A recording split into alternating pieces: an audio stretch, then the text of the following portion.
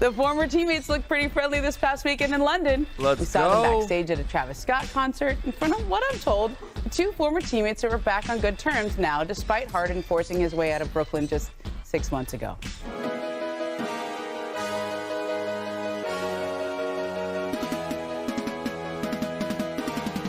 In a second here, I'm going to show a clip of Brian Windhorst saying Brooklyn Nets, Kevin Durant, and the Philadelphia 76ers are getting farther and farther apart from a deal. But did you just see what I just saw? That is James Harden and Kevin Durant together in London with Travis Scott. I think there's something going on here. What's up? I am your NBA white guy. I discuss all things NBA hoops from a hooper's perspective.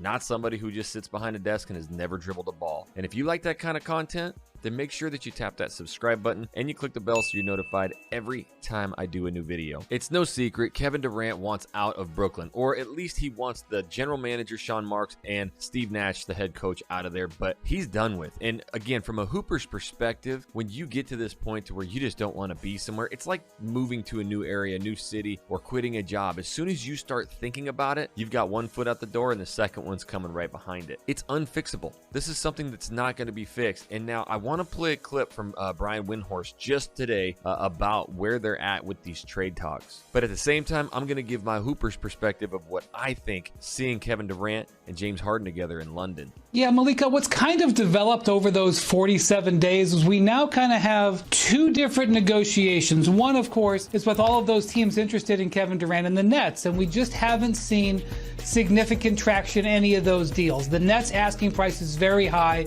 and their leverage for getting those teams who are interested in offering so much just hasn't materialized. Let's talk about this for a second. Nothing has materialized. So what that's telling me is that the Brooklyn Nets are not getting what they want. And what do they want? More than what the Utah Jazz got for Rudy Gobert. That screwed up the entire summer. I really think that Kevin Durant would already be out of Brooklyn and at a different team had Rudy Gobert not gone for 4 picks. That means you got to give like 6 or 8 picks for Kevin Durant. Rudy Gobert for 4 picks and some trade pieces. That was absolutely asinine if you ask me. You should not do that, especially when you have Karl Anthony Towns already as a big man. It's going to be fascinating to see that one play out. And I do believe that Anthony Edwards is one of the most dominant, ascending young players that we find in the NBA today. But let's take this back. Kevin Durant, James Harden, they're sitting there in London. They're having fun. They're spraying champagne all over the place. They are in London together. Do you remember when James Harden was actually a Brooklyn Net? Those two played together. In fact, a lot of the games, James Harden was playing by himself. But Kyrie was not there for the majority of the season with the whole vaccination thing. So Kevin Durant and James Harden, they were actually talking a lot more. They were playing a lot more. So I think that relationship was easier to mend. And this is where no human behind a desk commenting on the NBA players has any ground or any leg to stand on. You cannot talk about the relationship of these players if you are not one of those players. The people that I truly respect in the game, like a Matt Barnes, a Steven Jackson, even Kendrick Perkins, who seems to put his foot in his mouth all the time, but they have played with these players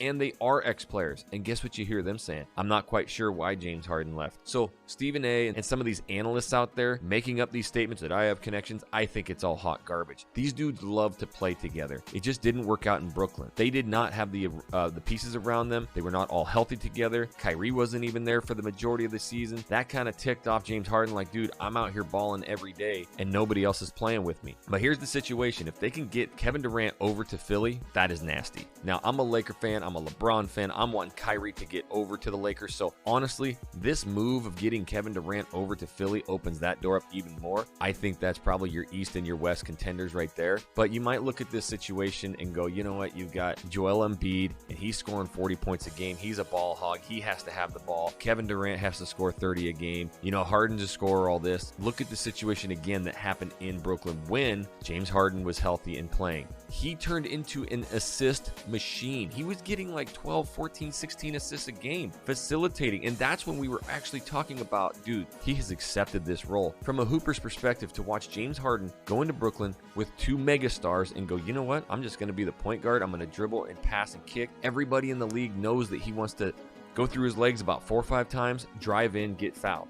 Well, when he's doing that and driving in, now you leave Kyrie and Kevin Durant open. He was kicking, and those dudes can actually make a shot. Like when he was in Houston, a lot of times they couldn't hit shots, so he was having to shoot everything. Now, I do love Eric Gordon. When he was a teammate, that dude could straight up shoot. They knew what they were doing, and James Harden accepting that role right at the beginning was fantastic. Looking at this summer, just watching James Harden on social media, the dude is working out like a machine. I am so tired of people shredding these NBA players. They are unbelievable talents. There's 250 of them in the entire world playing at that high of a level, and yet people behind a desk can sit there and just start talking smack about this dude's washed up, this dude can't play. Yes, it probably gets to them, and I agree with some of the commentary on James Harden coming in looking very overweight when this is your profession, but I think that got to him. I think it's lighting a fire under his butt, and we're starting to see him get in shape. We're starting to see Anthony Davis get in shape. This is hard for people. We think that they are these privileged, $50 million a year players.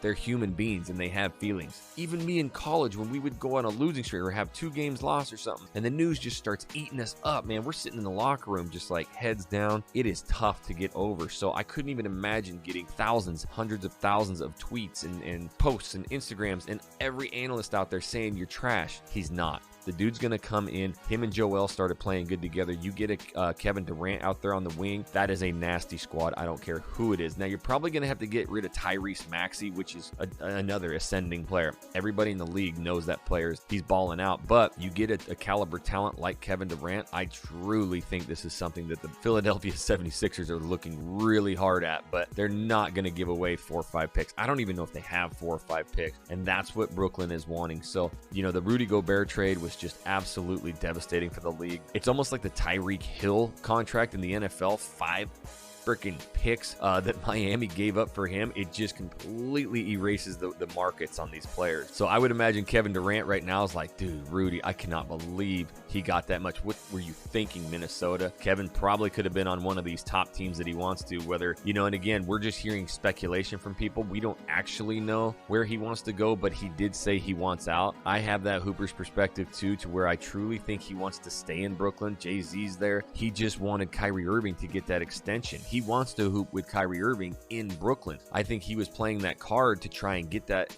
extension for Kyrie. And then he said, hey, get rid of Steve Nash and Sean Marks. That was another card that he laid on the table to try and get Kyrie. I'm sure him and Joe Tsai sat in London and have incredible I would die to be a fly on that wall. It would be incredible to hear what they talked about. But the other aspect of this is the leverage. There is just zero leverage. What has to happen is Kevin Durant, whether he has Kyrie Irving or not, he's got to go out and ball, and he cannot get swept in the first round of the playoffs. He's got to be able to go deep into the playoffs and show the entire NBA and every owner out there that he still has it in the tank. That's going to create the leverage back on Kevin Durant's side. We just haven't seen it in a couple years with 2 years of injuries and getting swept in the first round. 2 years in fact, he didn't get swept, last year against the Bucks, but he's 2 first-round exits. He's got no leverage anymore. We know, and especially Hoopers know, that dude is unstoppable. But hey, leadership, am I going to sell the entire farm for you, get rid of all of our draft capital? I think he has to go deep into the playoffs and maybe even Eastern Conference Finals for GMs and owners to be like, okay,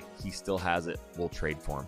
I think James Harden, by the way, is going to be a monster this year, and having Joel Embiid down there on the block to take all the traffic away, it's going to be nasty in Philly. Comment down below what your thoughts on that situation are, and the Brooklyn Nets holding on to Kevin Durant. I am your NBA white guy. I'm going to give an honest opinion from a Hooper's perspective, not some dude who's never dribbled a basketball. If you like that kind of content, make sure you're commenting your concerns down below so we can talk about it, but make sure you also subscribe to this channel and you click that bell so you're notified every time I do a new video. And until the next video, homies, we'll catch you later.